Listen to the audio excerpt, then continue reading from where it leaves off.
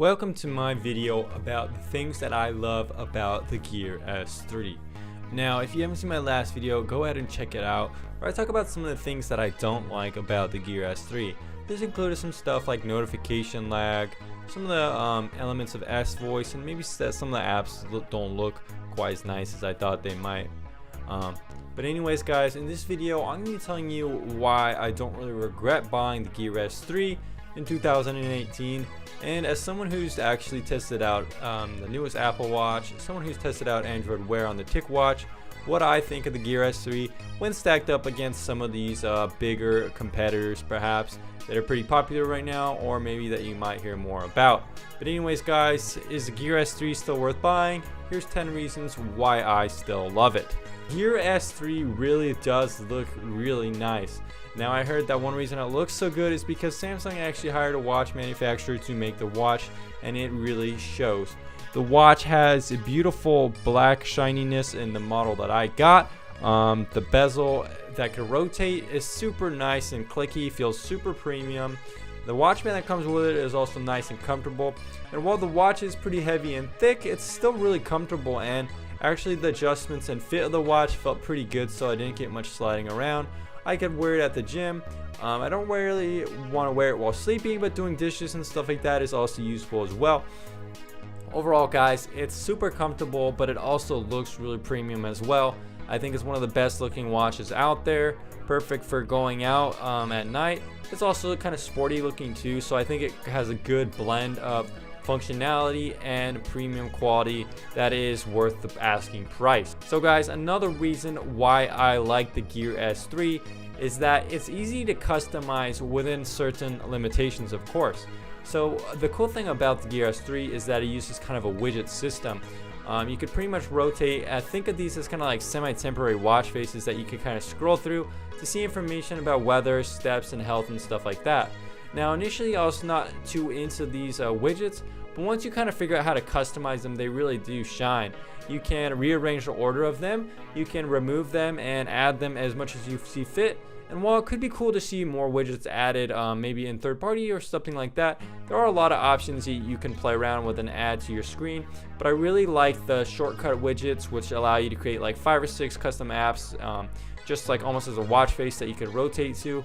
And I also really like being able to put a contact on there that you could text and call really quickly.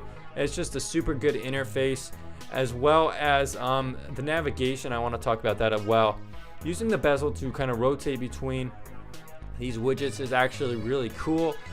Using it just to navigate menus also works really good. At first you're kind of like, well, does it really need like this rotating dial? But after time you really get used to it, and it's fun to use.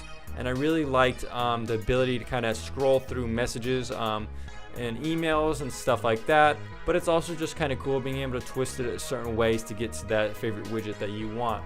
Overall guys, I think the design of this watch is pretty damn good, and the widget and the customization of the watch faces and widgets that you can navigate through is really well done, and it lets you get access to quick information and do quick shortcuts and things like that I haven't really seen with other watches out there. Now, as well as some of the navigation, rotating through apps is actually pretty cool as well. The main app screen is just kind of like a circle, and you can kind of click back and forth between different rows of apps, and I actually find this design actually quite good, better than the Apple Watch's just scrollable menu and too many apps in one place that you had to type or poke at with a tiny screen. This is actually quite good how this works in terms of navigation, and I actually really like it. Another thing that is good about this watch is that speakers are quite good and call quality is good as well. It's pretty easy to answer a call just swiping to answer or declining, and calls are very easily heard next to your ear, and you could talk to people pretty well. There isn't an annoying like desync that I experienced with my TicWatch with Android Wear, where your watch keeps ringing and vibrating even though you answered a call. So guys, calling or texting people with this is going to work pretty good. Now, I also want to talk a little bit about the screen. The screen is super bright and super crisp, and maybe the resolution isn't as high as you might like, The Apple Watch has a higher resolution pixel density, but this screen still looks really good. And I think it actually looks really good in direct sunlight compared to some other watches out there. Charging works very well with the Gear S3 having a wireless charging option. You just set it down on the dock and it works just pretty intuitively. Better than some other options that like have magnetic chargers and stuff like that. Now this watch actually charges very quick, but it even holds its battery life very well.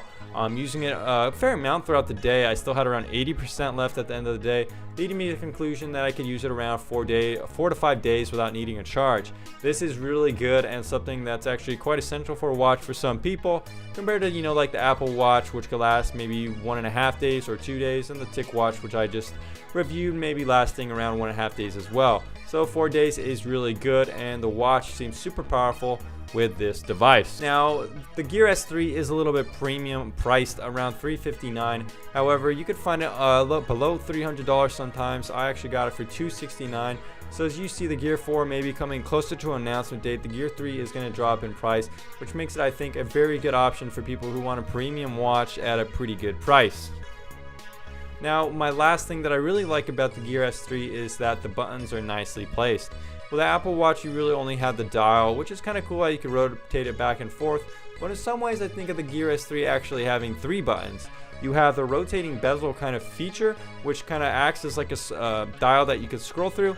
And then you also have 2 other buttons. These buttons are placed on the watch in a nice place, which makes it easy to click on one to go back and the other to get back to your home screen or access the menu with the apps. Now the cool thing is that you can actually customize the bottom button to open up anything you want with a double click. I double click mine to access the messages, which is actually really cool. Another cool thing is that Samsung Pay works really well with this watch, and it's easy to access just by holding the top button. I tested it out the other day at the grocery store, and it was quite fun and easy to use and worked well. And now the Samsung Gear S3 watch will work at most any card reader. It doesn't need wireless things or anything like that. Just put it next to where you slide your debit card and it will work due to the magnetic components that work within this kind of payment system. So guys, that's my wrap up of the Gear S3. Of course, there is a slight notification lag. When you get a notification, you have to look at your watch, and then maybe there's a slight delay. But besides that and some mediocre watch faces, you should be able to get this watch and not feel any regrets, in my opinion. Now guys, thanks for watching this video, and I'll see you again on the next one. Peace.